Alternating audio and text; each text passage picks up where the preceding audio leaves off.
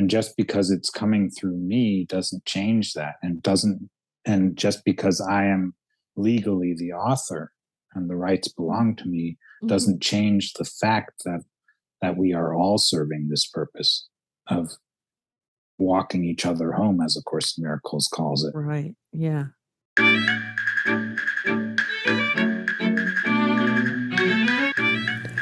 Welcome to Story Power, a bi-monthly podcast where my guests and I chat about stories and creativity in all different styles and formats. My name is Lucinda Sage-Midgorden, and my goal is to promote what Dale Carnegie stated in his famous book, How to Win Friends and Influence People. He said, instead of condemning people, let's try to understand them. Let's try to figure out why they do what they do. That's a lot more profitable and intriguing than criticism, and it breeds sympathy, tolerance, and kindness.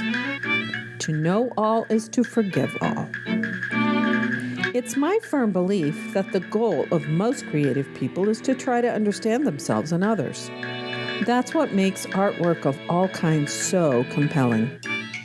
But more than that, the personal stories of my guests promote understanding as well. Roger C. Schenck, a cognitive scientist, said, human beings are not ideally set up to understand logic. They are ideally set up to understand stories. It's my hope that Story Power will help us understand each other better by sharing the stories of my guests. Today I'm talking to Wanako Oberhuber. I said I was going to pronounce your name right, and then I messed it up. And this is episode 82 of Story Power. Wanako, I am so excited to talk to you because you and I just talked yesterday on your podcast, and we found out that we had a lot in common. So welcome to the show. Thank you. So happy to be here. And one of the things we have in common is theater. And when you said that you were a theater person too, I said, oh, wow, I got to find out how he got involved in the theater. So do you want to tell that story? Sure. It's not my main activity, but I've always loved it. So I got my brothers loved theater too. So they were in plays and stuff when I was a kid too. So I love that. I also loved the traveling storytellers when they'd go on stage and tell their stories. And that was my dream. I want to become someone like them, right? You know, this storyteller who goes on stage and tells these fantastic stories and gets people all excited. Kids go all berserk about it. Yeah. Love it. So that was something that motivated me very early on. And so I found many different means of storytelling, which included drawing, painting, other arts, acting, singing, dancing, all kinds of ways. So I found writing, of course. And so my life has been, developing more and more ways to actually tell stories, so to speak, or to be creative, in other words. And so, yes, I did get in school, we had opportunities to act. And I also searched out opportunities to act in other areas. So like they had youth theater or whatever else. There were many ways. And of course, in the way that I live, I've also, I love to work with humor. So I have to do with kids. So I make up all these, totally crazy things. Like I don't know, there's spaghetti on my head or whatever, all kinds of things just to illustrate it. And I just think it's so funny because then the kids make up this and that and that, and it goes into all kinds of amazing jokes that are only funny because it's in the moment, right? Right. Not because it's really funny if you were not there, right? Right. So I love humor and I love acting out and, playing these things, acting out in the sense of acting. Right. Yeah. And I actually, I asked a question that people can answer after they've listened to our conversation on my podcast. I said, acting from within. So how do they act from within? So I Oh, think that we yes. might want to ask our listeners to answer that question in their mind, or even comment Yes. on this show as well about that. Yeah. And you can also look up the episode that we had together on Yes, the I Holy thought I Spirit's curriculum of joy. yes, because I thought that I would put that in the show notes, reference back to that. Please So do. Yeah. yeah, so I always tell my students that anybody can be a good actor because we're always acting all the time. We're one person at work, we're one person at home with our family, when we're by ourselves, when you're shopping. So, yeah, I like that question a lot. Now, I totally forgot to ask you where you are in the world. At this time, I'm in Austria, in Oh, the city of Graz. oh, wow, beautiful country. Yeah. But Is I it? grew up in the United States. Oh, you So did. as a Oh, kid, so part of my childhood was like 10 years of my childhood was in the United States. oh, wow. Do you like living in Austria? I've discovered that you take yourself wherever you are. So if you don't like yourself, you're not going to like where you are either. Yeah, that's true. My sister and I say that to each other all the time. Wherever you go, there you are. Yeah. That's right. We were talking about emotional intelligence when on the Yeah. podcast, Uh-huh. and I think that's part of it. That this discovery that you take yourself along wherever you are, even if you're in different roles in different places, like you said, in work Mm. and this and that. And in anthropology, they have this theory. It's called the habitus theory by Oh. Pierre Bourdieu, I think is the name of the man who put it together, where they illustrate that, where you can research, how is the person at work? How is the person there? They're there, to recognize that you have, and habitus, of course, has to do, I think, at least in its roots, with habits. So it's actually a habit to be in a certain way in a certain place, and Right. that could change. Yeah. Right. Yeah. Now you And mentioned archaeology or anthropology, was it? anthropology, Yeah, you mentioned that when we were talking yesterday on your podcast, and I was curious about that, but it wasn't my podcast. So now I get to ask. Tell about that. yeah. So I studied social and cultural anthropology, Oh. and I loved it a lot because it enabled me to see the world in a different way, because I got to know various, yeah, ways that people are in different cultures and different and thing products of those cultures or societies and so on. And it really blew my mind, all these things. It included things that I loved a lot, like religious and consciousness studies, right? It Hmm. included other medicine systems. Not that you learned them, but that you learned about them. That, Hmm. like things that you wouldn't think of when you are in a culture where there's one style of medicine that is prevalent. You think Hmm. that's the only one, right? Perhaps, Hmm. or you may know about some alternatives, but that they're not. You might not see them as complete medicine systems of their own in their own rights, Hmm. because you have a certain view. So I learned a lot about that as well, and how anthropology calls what we call medicine biomedicine. So Mm. it's very interesting. So there's other medicine systems, and you have to be aware of that. So because biomedicine likes to split things up, likes to analyze things and this and that, and it has its own methodology, and when something comes up, they have to develop uh, something that they then, through those words, create the idea that this is the sickness that is goes this way and that way, right? Hmm. So it's Hmm. very, so it's not like a sickness is a sickness per se. It Hmm. needs to be described as such and put together as such, because Hmm. there's a difference. Psychiatric sicknesses in one culture, people who have these symptoms, not symptoms, these traits will be drawn into studying shamanism, for instance. And Right. they will not, they're not necessarily psychotic or something else, right?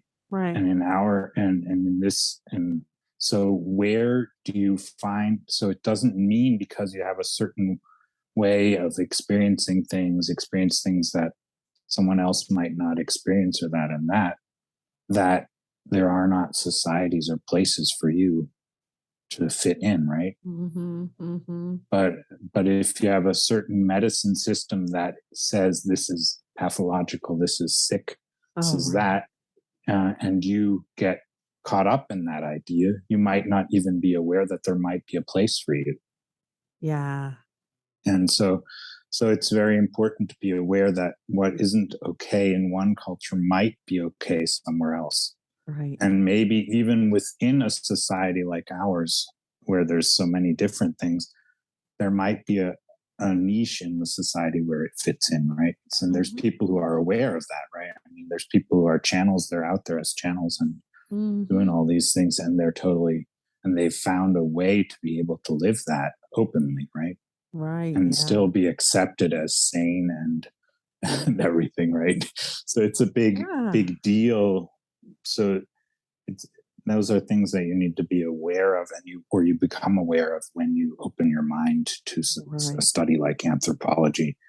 I mean, Yeah.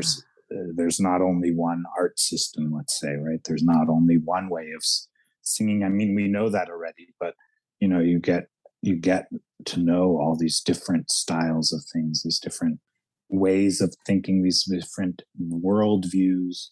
And when you go into the religious and consciousness studies, you get to, for instance, learn about the Orishas or about Mm-hmm. voodoo, right? But not Mm-hmm. in a judgmental way. Right? Right. Uh-huh. Yeah, that's so And cool. so you learn a lot about these things, and it's really amazing how much you need to stretch your mind, stretch yourself to be able to incorporate that in your way of seeing things. Yeah, do you also learn about the myths of different cultures, and is that part of anthropology as well? It is certainly part of it, but it doesn't mean that you get to know that. It's not Mm. its sole focus. Mm. So when you those are specializations, if you can specialize on one culture or another if you want, and Right. things like that. But Uh-huh. and if mythology were your specialization, that might be possible because you can then research in oral history or whatever, Right. these things that you spoke about, how there's people who are preserving oral history in your region, right? So Mhm. these are things that anthropologists are also very into, preserving oral traditions, Right. remembering them, putting them into perspective, Mhm. allowing them to be seen and recognized, and so on. So, yes, mythology, of course, is part of it. If you listen to the stories of Orishas, right, or Mhm. these African cultures in which there's gods that, and some of them they're called Orishas, and others they have other names, right? Mhm. But every god has a story to them. Yeah. So of course, if you want to go deeper, you need to look at those stories, and that is what we call mythology, of course. But who knows whether it's a myth or not? We don't know, right? Right. We, Yeah. but these are, and an anthropologist is not there to judge that. So we are. So, like I told you in the podcast yesterday, we like to use terms from theater to describe Uh-huh. rituals and so on, Uh-huh. so that we're not judging it.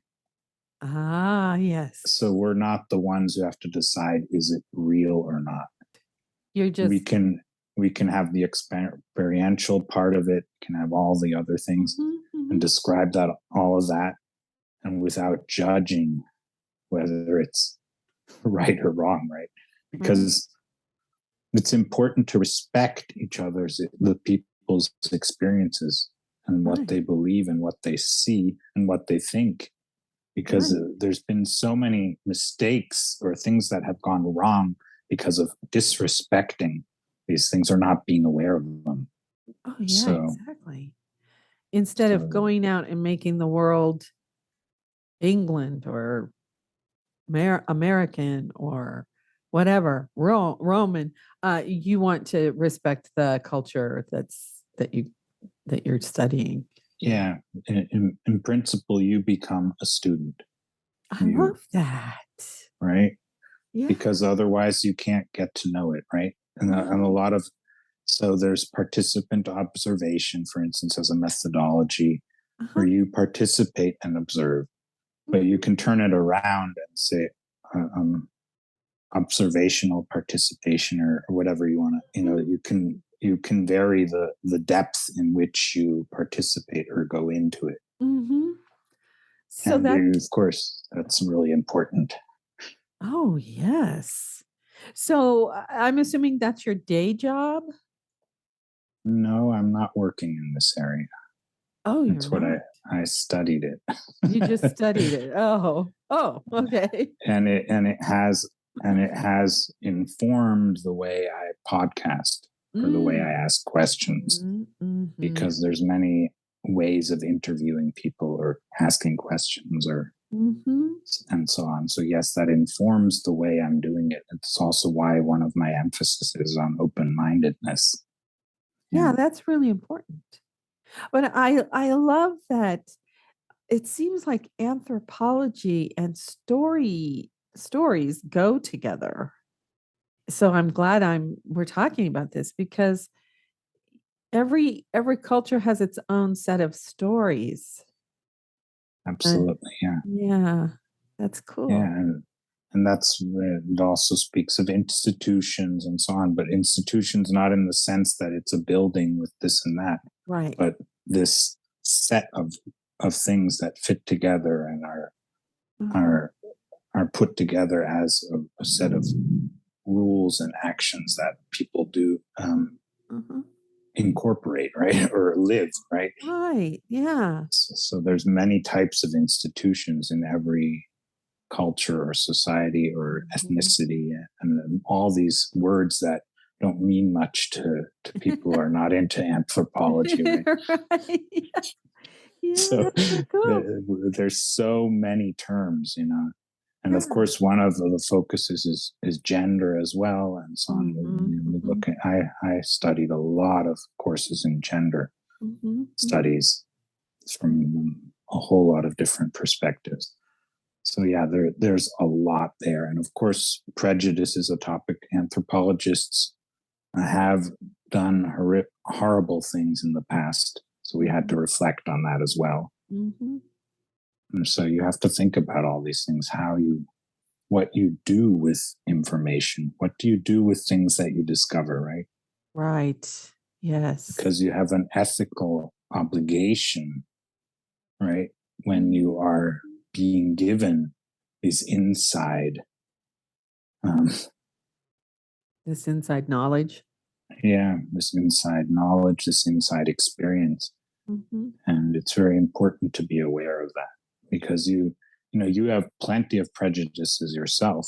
So Mhm. even if you manage to go very deep, you still will have your own views, and you may color what you're saying about it with your Right. own views. And so that's also something to be aware of, that no matter how factual you try to be, there still is a coloration. That's why Mhm. we tend to look towards having comparing various studies about similar topics if possible, right? But if you're the first one in the field, you're the first one in the field, then you can use the methodology, compare it to similar studies, but you can't compare the compiled information and Mhm. Mhm. things you learned directly. Yeah. But that comes when the next person's researches about it, then they can compare it with what you've researched, so that it becomes ever more clear and precise. Wow, that is so interesting. I love that. I might have really enjoyed studying anthropology. I just got into theater though, so which in a way is kind of like anthropology because you're studying human nature and and the way humans do things and why they do it that way. It's just that you're doing that analysis so that you can produce it on the stage or in a television show or a movie or something. Yeah. Yeah. So yeah, that was my purpose as well. Yeah. Yeah, To right. understand my fellow human beings better, right? Yeah. Wow, that's so cool. So are you a full-time podcaster? Is that what you do for your living? No, my money comes from a day job. Oh, and it's I your told you side before, job. it's something that I do on the side. Yeah. Yeah. I have I met her And on I'm not making any money with it at this point. So uh-huh. it's With your a love, podcast, you mean? it's a love offering at this point. Yes, mine is too. Yeah. Mine is too. I have a writer friend that I met online, and when I interviewed her for Story Power, she said, "Yeah, my side gig is working at Walmart. My real job is being a writer." And I love that because yeah, that was a good way to think of it. That this is the job that gives me money so that I can write. Although she probably has, her books are, I hope, are pretty popular. They're great. They're fantasy novels, and most of them include dragons because she loves dragons.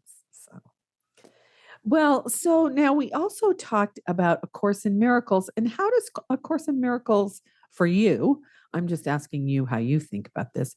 How does A Course in Miracles go along with stories, and also tell a little bit about what it is, because some of the listeners might not know what it is. I mean, I did interview Pam Grout, who's written a bunch of books about A Course in Miracles, but that was a while ago. So talk about A Course in Miracles. Well, A Course in Miracles, of course, has a huge story. It has a huge, it's enveloped by a story. So Right. it's all built on a story. So, but that doesn't mean that it is the story. It isn't. But the story is there to illustrate what it's talking about. So yes, there is a story of how, because every mythical story also tells about how things came about, how the world came about, and so on. And A Course in Miracles has its own description of how this world came into being, Mm-hmm. and what our purpose here is. So it's a very has its and it is luckily so open minded that you don't feel urged to judge anyone else, because it wants you to let go of judgment. It says, so it's saying we want to get to where we are recognizing that everyone is holy, right? And that's a totally different idea than the idea that one likes to hear about everyone is a sinner, unless not that that's what everyone emphasizes, but it's an emphasis that A Course in Miracles is not into. Right. Yeah, right. Yeah, that's true. So anyways, so the emphasis on our sinlessness, on our holiness, on our guiltlessness, and so on, and it describes why that is true with a story. And the story goes that this tiny mad idea appeared in the child of God, and that was an idea of separation. And the truth in the story is that you cannot separate from your creator. It's not possible, because the child of God is an extension of the creator. So what happened, instead of you being able to separate, the child of God was able to dream up an experience of separation. And this separation is not real, because you never, but then you have the child of God has all this guilt around it, because it is believing it. So it believes it was able to separate. from its creator. It was able to it was able to, in the extreme, kill the creator and replace the creator, right? Right. And of course, in Miracles says, no matter how often you think that's true, it's not possible. Yeah. You cannot. And it also has all these other words that speak about like thoughts cannot leave their source. That all of these things illustrate how you cannot separate from who you are, and who you are is the extension of the creator. So you are very, very powerful indeed.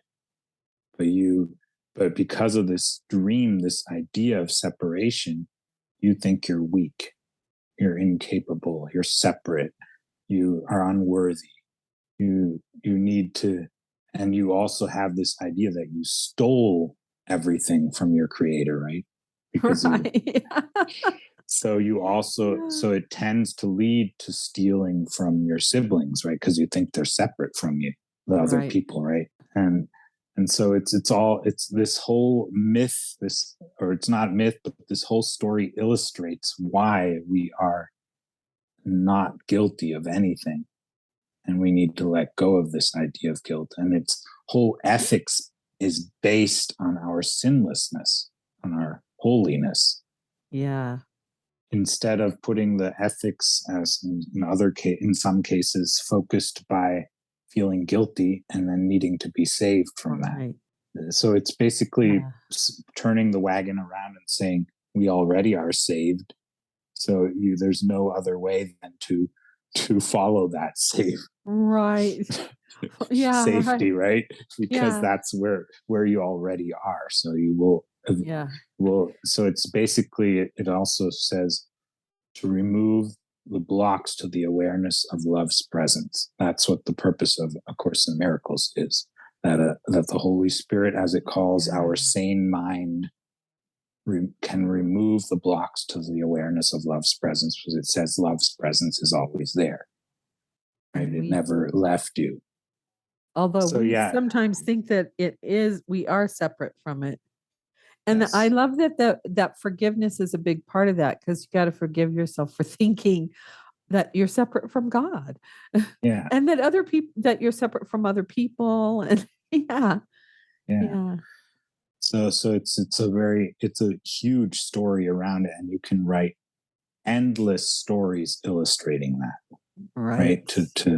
So it's actually as potent a story as any other story, because you could write books and books and books of fantasy stories that all illustrate that, right? Yeah, that's right. You could. Are you writing books about that? I am writing, and I feel guided in my writing. Oh, that's so great. I love it. And right now, my focus is on remembering that we are equal, or on remembering equality. So that's a big topic in A Course in Miracles, because in the human experience, in this dream, we are always comparing ourselves. There's all this comparisons and all these attacks, because someone looks better, someone looks less good, someone supposedly has this body and this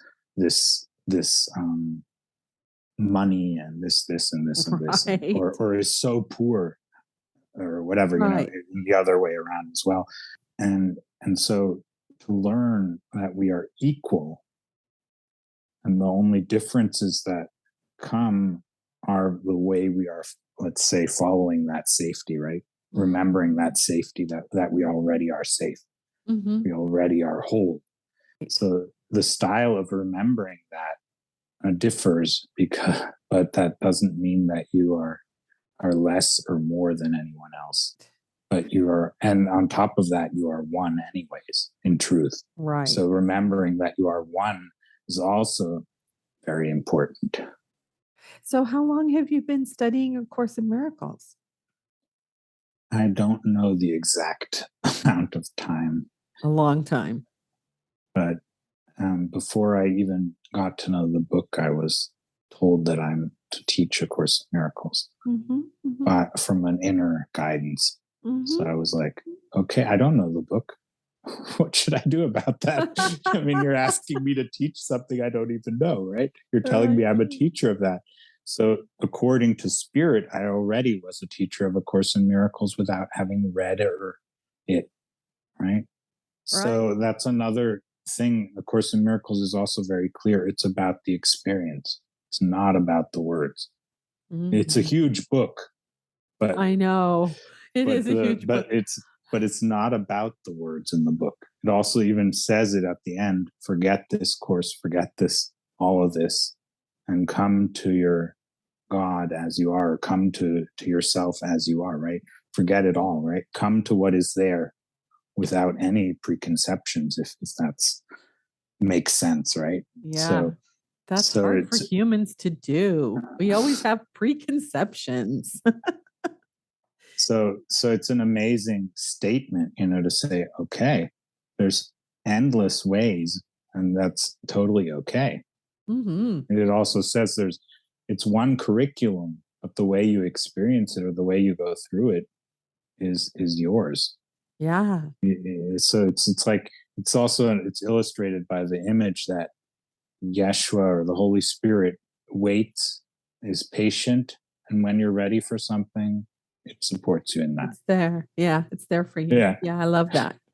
Yeah. So You'll find it when it's right for you. there's no pressure about how fast you have to be, right? But Mm-hmm. it does say that A Course in Miracles saves time, not because time is real, but because of letting go of all these ideas that you have and allowing yourself to go deeper into the experience of who you actually are. Mm-hmm. And then you don't have to, because you automatically, with the ideas of separation, you are prolonging things, right? Right. It's just so you'll have an experience of disappointment again and again and again and again because of these ideas of separations, of guilt. It even speaks of the unconscious guilt. So Mm-hmm. the more open you are to seeing things differently, it says you can't change the world, you can only change your mind about the world.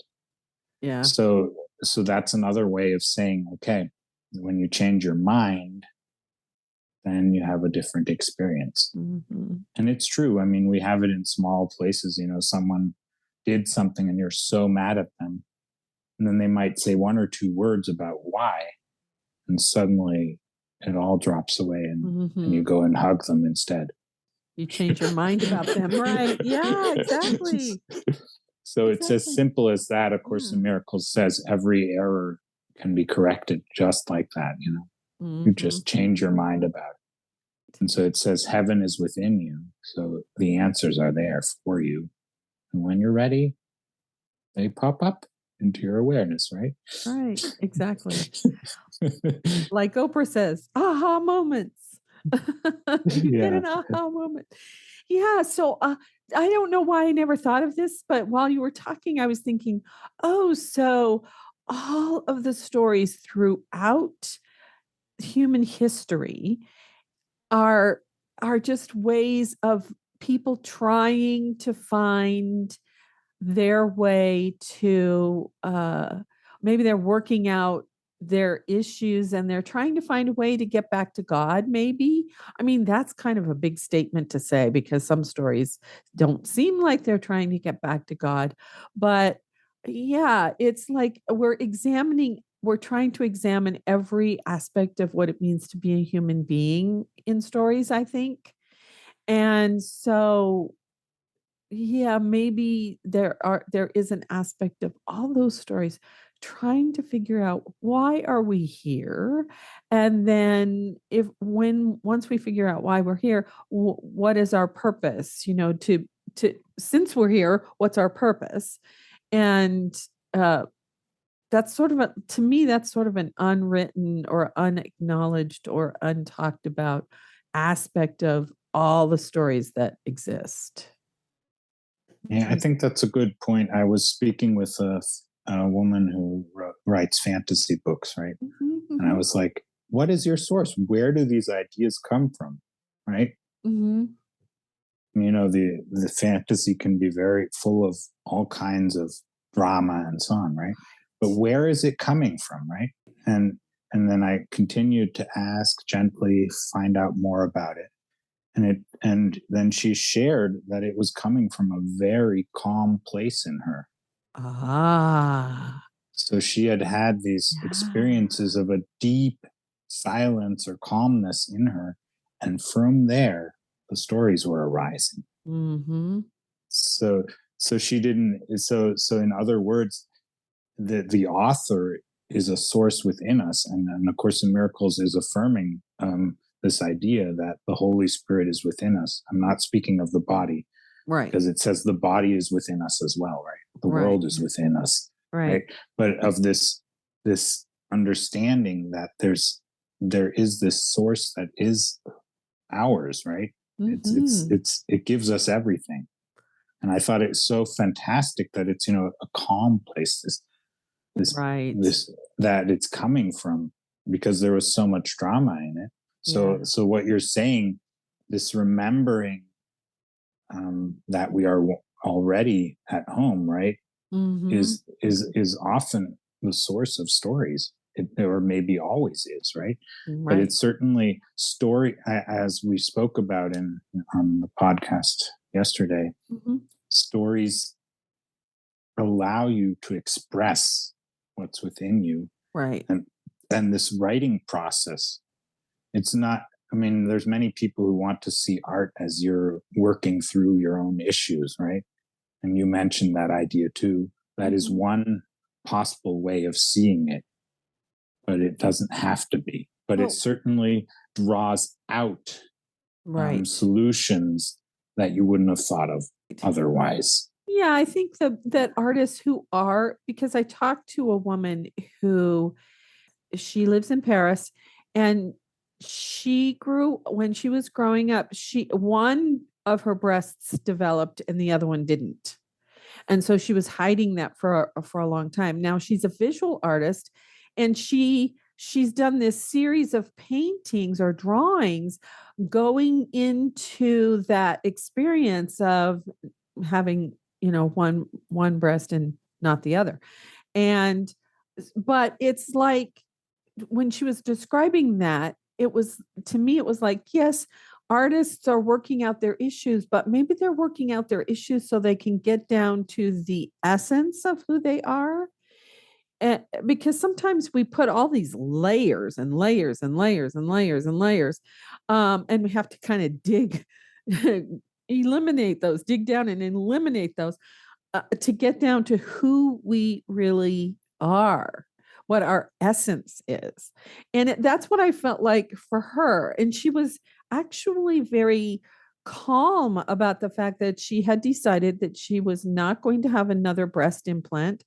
She was going to have the breast that developed removed, so that she would never have to have implants again, because every so often she would have to have new implant put in. And she said, I don't want to go through all those surgeries. And and she was realizing that not having traditional breasts didn't mean that she wasn't a real woman. So she was defining herself through her art and realizing that there was a lot more to her than her body. And I've had other guests say that same thing. There's so much more interesting things about me than my body, one of my guests said. And that's so true. And I think that maybe that's part of, for me anyway, that's part of what A Course in Miracles is trying to get us to realize, is that there's so much more to us than we acknowledge sometimes. So creative people maybe are just, they're following this path to realizing that there's so much more to them than what they originally thought. Yeah, I think the whole world is doing that for us, right? Mm-hmm. So we are remembering who we are, and this remembering happens in our communication. And communication, because in A Course in Miracles it says the sole function of the body is communication. Mm-hmm. And so the sole function of the world is communication. And that communication is what reminds us that we are one. Because the thing is, when you don't communicate about something or you don't hear communication about it, you Mm-hmm. don't realize that you're not alone, that actually Right. everyone else has these same issues, these Yeah. same topics, these same thoughts. And so it even, of course, in Miracles goes even further in saying, there's only one ego and there's only one Holy Spirit, and the ego in truth isn't real, because the ego Mm-hmm. is the thought of separation, right? Right. The idea that we separated from our source. And so Right. this idea isn't true because you cannot separate from your source, right? Exactly. And we've noticed that you can travel around the world. You can't separate yourself from yourself. I It know. doesn't work. Right. You Yeah, just can't exactly. do it. That's And right. even if you have out of body experiences, you're not separate from who you are. Right. Exactly. The Exactly. all these near death experiences show Yeah. it. You actually Right. realize there is no such thing, right? And Right. at least that's what they're telling us, the people who have these experiences. And so so it's so amazing to realize that not only art does this, but everything can do it. If you're Mhm. someone in the financial world and you're really opening up to it and discovering more and more about how you can serve, how you can help, how you can support, how you can connect with people, Right. with yourself, right, with your own Mhm. passions and so on. Mhm. You are doing the same thing, just in another way, right? There's Right. so many different ways of remembering who we are. And Right. that's why, so Right. I can't say, okay, I'm special because I'm a creative person, right? Right. Or I'm special because I'm this financial genius, or I'm special Mhm. because I am so good at IT. I can get these Mhm. networks up and Mhm. this and that, right? Yeah. And so on. So this idea of being someone special or something special and separate, because you can only be special if you think you're separate from something else that Right. isn't special, right? Yeah. Or isn't as special, Yeah. or something else outside of you is specialer than you are. Yeah. But if you realize there is nothing outside of you, because you, like I said, you can't go anywhere without yourself. So the self needs to be something else than what we think we are, who we think we are. It Right. can't be who we think we are, because we're always having these thoughts that we're a body, Right. or a certain way of seeing things, a certain way of thinking about things, Right. and so on. So even if I'm writing stories, right, or I'm writing books or this and that, Mhm. these Mhm. ideas are ideas that are part of our collective being, right? Our wholeness. And just because it's coming through me doesn't change that. And just because I am legally the author and the rights belong to me Mhm. doesn't change the fact that we are all serving this purpose of walking each other home, as A Course in Miracles calls it. Right. Yeah. Well, you said made me think. When I was teaching high school, I used to tell my students everyone has a genius of some sort. And they would look at me like, "What? What are you talking about?" But in a way, what I meant was everyone's creative. It might not be the label of creativity, but if you're a really good gardener or a cook, or if you're just really good at communicating or whatever it is, all of that, or creating new systems within businesses that make the business more efficiently, all of that's creative. So we are creative beings, and maybe the people who don't know that and don't who just, sit on their couch and don't do anything and then feel depressed, maybe it's because they don't realize that they are a creative being, and you don't have to be an artist or a writer or something, but use the creativity that you were born with. So that's what I tried to instill in my students, that there are lots of ways to be creative in the world. You just need to find what it is that is your special thing, creativity that connects you with other people. Yeah, the thing exactly. That's the whole purpose of it, right? And in A Course in Miracles, it says creating is extending love.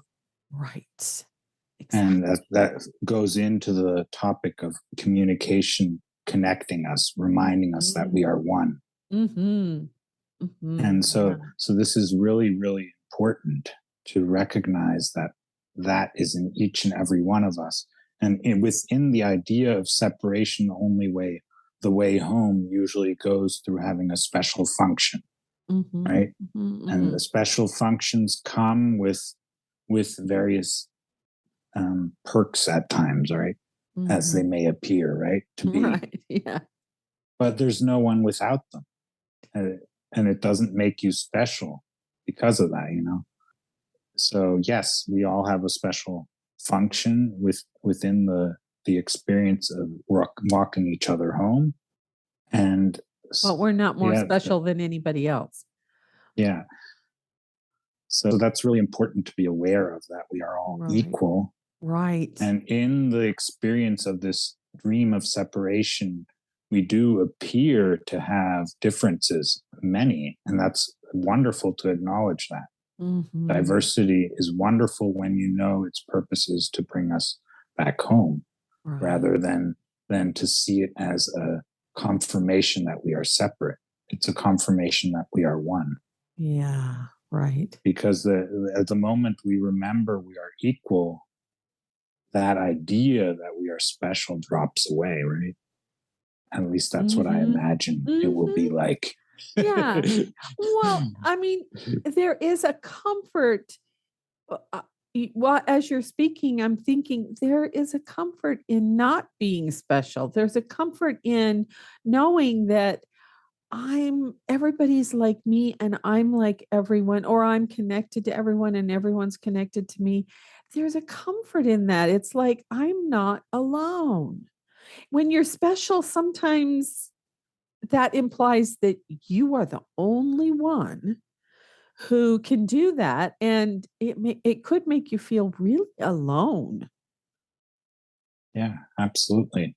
That's the big thing about it, is as long as you're into specialness, you're into separation.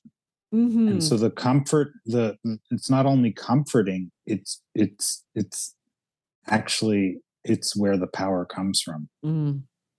So you can only be a genius or recognize your genius by recognizing your equality. Right. Because thinking you're better, then you're not recognizing yourself as a genius. I mean, but geniuses are often portrayed as these people who know how wonderful and how great and how much better they are than everyone else, and they can do whatever they like because people can't avoid them because they're the experts, right? But that's not. But that's not what A Course in Miracles is telling us about our genius or about our power. Tells that it comes from equality. Right. And equality shows up as our superpower rather than separation, because separation just doesn't do it. It doesn't cut the, it doesn't do it. It doesn't work. Exactly. It's not cutting edge. Let's put it that way. Right, exactly. Yeah, I love it. Yeah. So, Wanako, do you have anything else you want to say? And there's always plenty to share. I know. We talked quite a bit before we started recording. We could keep going for a really long time, but I know that you have another podcast recording that you are going to do. I still have time. We still have time. Good. Oh, good. Okay. We still have about an hour and 15 minutes. Well, we won't use all of that time. No, we'll use part of it. I try to keep my podcasts down to about, maybe 45, 50 minutes. There have been occasions when they've been over an hour, but I try not to do that because I don't know. People are busy, and I try to keep it to a certain amount of time so that Yeah. they'll want to listen. They'll want to listen. Yeah.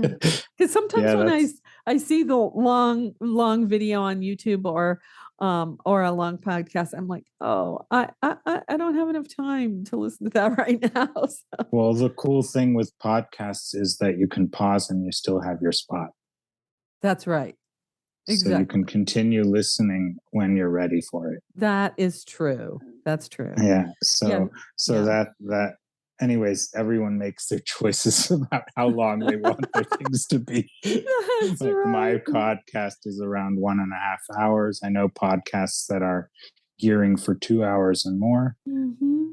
that are very popular. So What it's not so that's a choice. that's And, right. and, Yeah. and, a long podcast episode is very good for if you have long commutes, right? So, Right, exactly.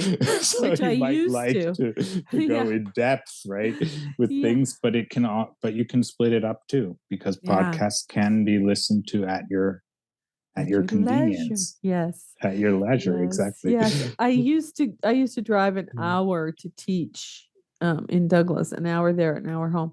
It was 91 miles a day that I was driving when I was teaching. Yeah. And and podcasts weren't that great of a thing then. I wish they were had been. That would have been kind of fun. I could, Yeah. and Yeah. I wasn't an audiobook listener then either. So, but someone said recently on a podcast, on another podcast that I listened to, that it's okay to read a really long book. You just read it a little bit at a time, and eventually you finish it. Yes. Might take you a month, but that's okay. Yeah. So for long podcasts, you could do that too. Yeah, Yeah, yeah, exactly. There's no speed limits that you have right. to take care of. It's up to you when you're Yeah, so that's yeah, so that's so that's the beauty of it. So yeah, right. so I like to share I love that you're sharing about the power of story and the power of stories and the intelligence Mhm. of stories and the ability to use or to interpret stories in ways that help you remember who you are, Right. right? Because that's so beautiful. Yeah. And I think that's in our own service, right? It serves us all. Mm. Yeah. Well, I think And that's why we I one of my favorite quotes that I use at the bottom of my show notes is by Roger C. Shank, and he's a cognitive scientist. And the quote is, humans are not ideally set up to understand logic. They are ideally set up to understand stories.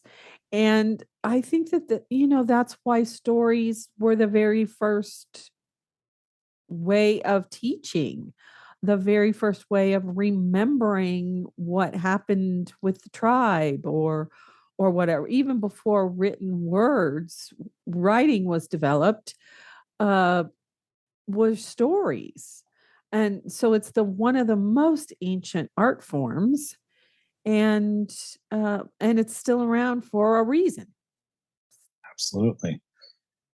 So maybe stories are the oldest trade Could and not the be. other one, not the other the thing that is always quoted as the oldest Oldest trade. trade. Yeah, right. Yeah, Maybe stories are the oldest trade that's right. because maybe that was before everything else.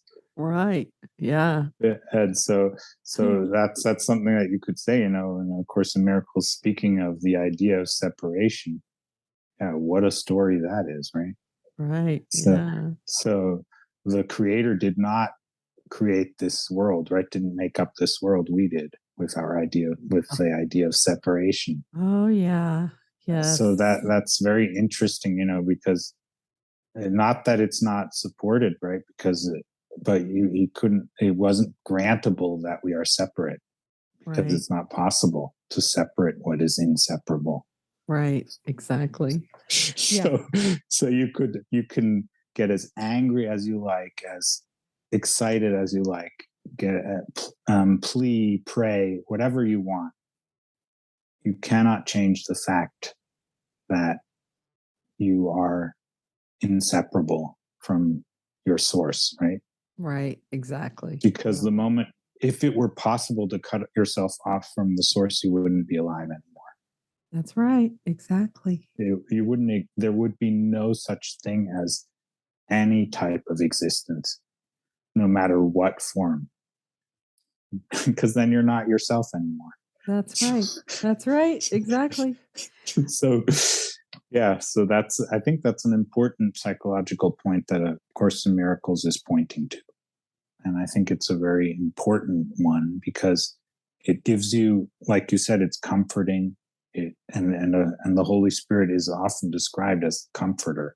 Right. So when you say equality is comforting, yes, it is indeed. Yes, it is. Yeah.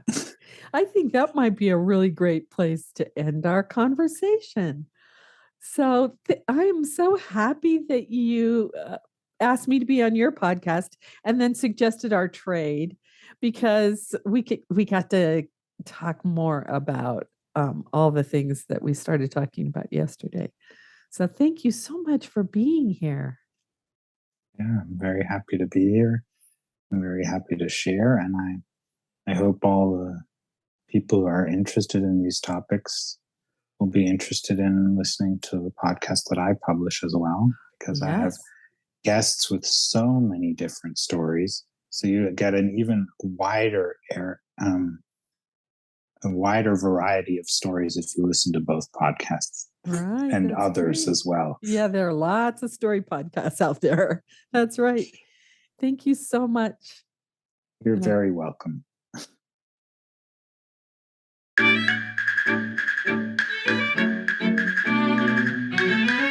I hope you enjoyed the show. If you like what you heard, please share it with a friend and give us a rating and/or review on your favorite podcast app. It will help people find us. I invite you to join my Patreon community at patreon.com/storypower, all one word. Or if you like, you can subscribe to Story Power on Apple Podcasts. It's my aim to build a community where we discuss the stories we love and talk about what we learned from them. I offer extra audio content and story suggestions to my patrons on both platforms. Remember, as Philip Pullman said, after nourishment, shelter, and companionship, stories are the thing we need most in the world. Let's spread the story love. Until next time, this is Lucinda Sage-Midgorden. Thanks for listening.